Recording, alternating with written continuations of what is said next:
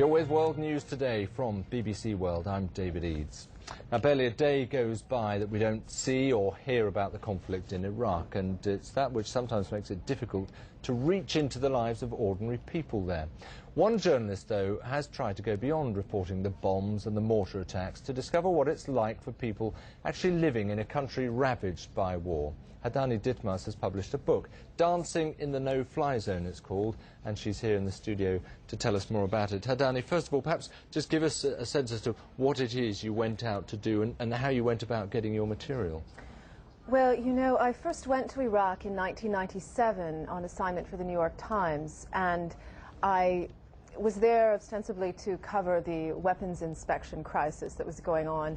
And that story was sort of interesting for a couple of days, but what I found was so compelling were the very human stories.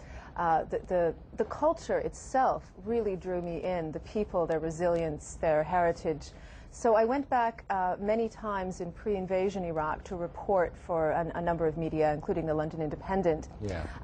And then I was commissioned to write this book post-invasion, because ironically it took the invasion for the world to become interested in the plight of Iraqi civilians. Yeah, and I guess that is the part of it that everyone's fascinated by, what real life is like for real normal people in this horrific environment. Yes. Well, the human cost of sanctions, Saddam, and then invasion and occupation is something I've been documenting consistently. My book is about the post-invasion period from August until October 2003, when I went back, in essence, to catch up with all the contacts and people I'd come to know since 1997. It was very personal stuff, isn't it? I mean, it feels like you're close to a lot of the people. You're meeting them in a very informal way. They don't seem to be that aware, as we've been looking at some of the pictures here, of you as a journalist in their midst, more as someone they've got to know. Well, I suppose also because I could sort of pass physically as an Iraqi because of my Lebanese background, and also just my love for the culture and the place and the people that I knew. There was a connection there that was beyond a kind of formal or almost kind of colonial relationship. Yeah, and what sort of life is it then that they're tackling? Well, Iraqi civilians have lived through decades of war and sanctions and oppression of various forms. I didn't think that it could really get worse than it did at the height of Saddam and sanctions. And I think for a lot of people it was quite a shock to see how things turned out.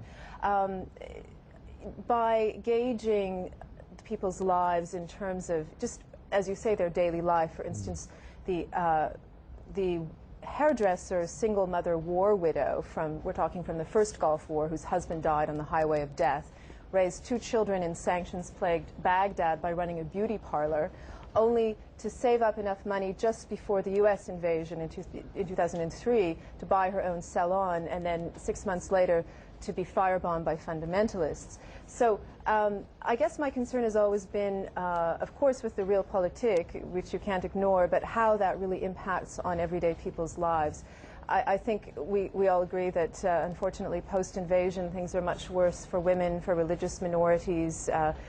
There's this terrible combination of criminal anarchy and de facto theocracy, that, not to mention the enshrining of regressive Sharia law into the Constitution, right, that has made things really terrible for women.